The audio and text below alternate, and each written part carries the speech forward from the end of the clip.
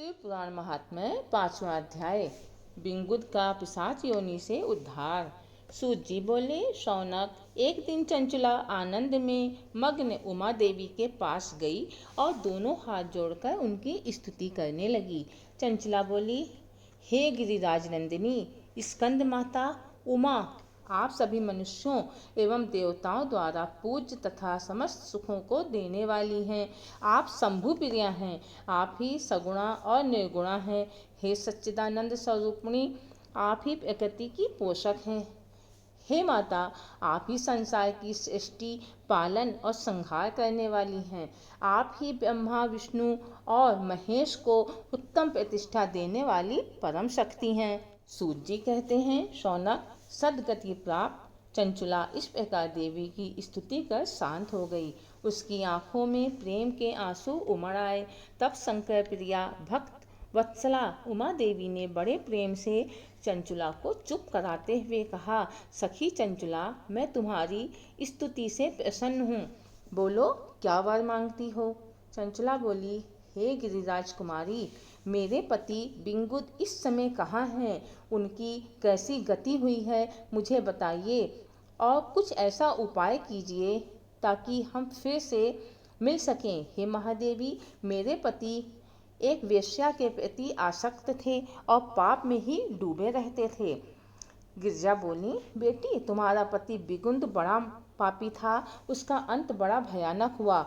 वेश्या का उपभोग करने के कारण वह मूर्ख नरक में अनेक वर्षों तक अनेक प्रकार के दुख भोग कर अब शेष पाप को भोगने के लिए विंध्य पर्वत पर पिशाच की योनि में रह रहा है। वह दुष्ट वहीं वायु पीकर रहता है और सब प्रकार के कष्ट सहता है। सूत जी कहते हैं, शौनक, गौरी देवी की यह बात सुनकर चंचला अत्यंत दुखी हो गई। फिर मन को किसी प्रकार स्थिर करती हुई दुखी हृदय से माँ गौरी से उसने एक बार फिर पूछा, हे महादेवी, मुझ पर कृपा कीजिए और मेरे पापी पति का अब उद्धार कर दीजिए। कृपा करके मुझे वह उपाय बताइए जिससे मेरे पति को उत्तम गति प्राप्त हो सके। गौरी देवी ने कहा, यदि तुम्हारा पति बिंगुद शिव पुराण की पुण्यमयी उत्तम कथा सुने तो वह इस गति को पार करके उत्तम गति का भागी हो सकता है। अमृत के समान मधुर गौरी देवी का यह वचन सुनकर चंचला ने दोनों हाथ जोड़कर मस्तक झुकाकर उन्हें बारंबार प्रणाम किया तथा प्रार्थना की कि मेरे पति को शिव पुराण सुनाने की व्यवस्था कीजिए। ब्राह्मण पत्नी चंचला के बार बार प्रार्थना करने पर शिव प्रिया गौरी देवी ने भगवान शिव की महिमा का गान करने वाले गंधर्वराज तुम्बुरो को बुलाकर कहा, तुम्बुरो, तुम्हारी भगवान शिव में प्रीति है। तुम मेरे मन की सभी बातें जानकर मेरे कार्यों को सिद्ध करते हो। तुम मेरी इस सखी के साथ विंध्य पर्वत पर जाओ। वहाँ एक महाघोर और भयंकर पिशाच रहता है। पूर्व जन्म में वह पिशाच बिंगुद नामक ब्राह्मण मेरी इस सखी चंचला का पति था। वह वेश्यागामी हो गया। उसने स्नान संध्या आदि नित्य कर्म छोड़ दिए।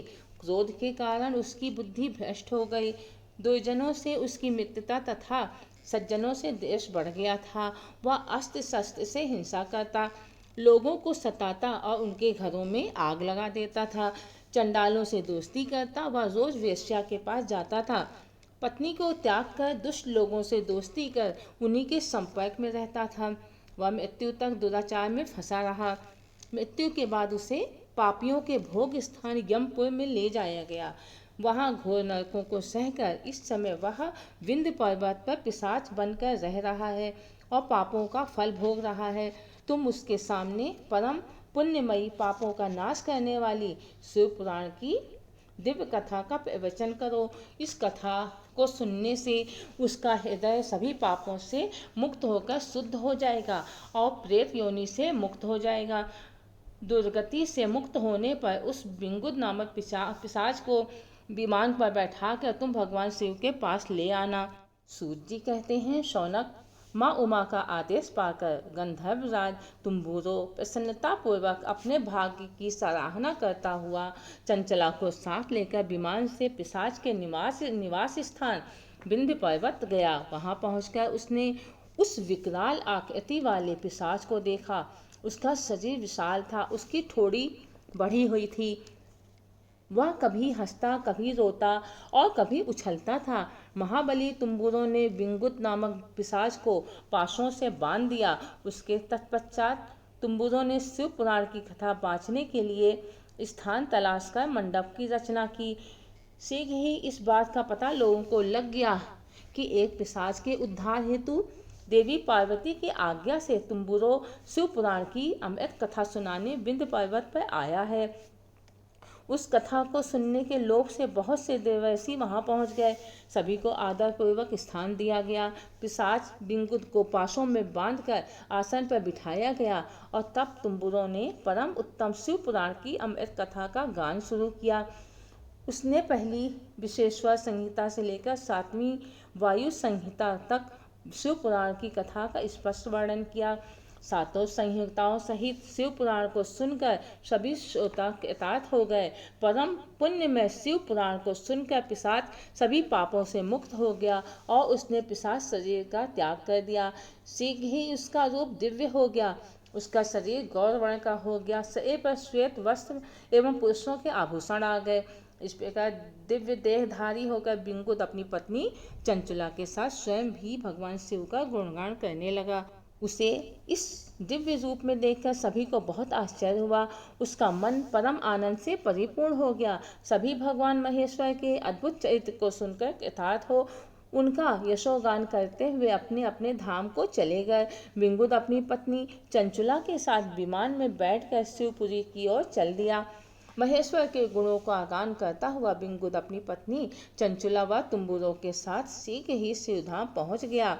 माँ भगवान शिव व देवी पार्वती ने उसे अपना पार्षद बना लिया। दोनों पति पत्नी सुखपूर्वक भगवान महेश्वर एवं देवी गौरी के श्री चरणों में अविचल निवास पाकर धन्य हो गए। तो चलिए दोस्तों, ये था 5वां अध्याय।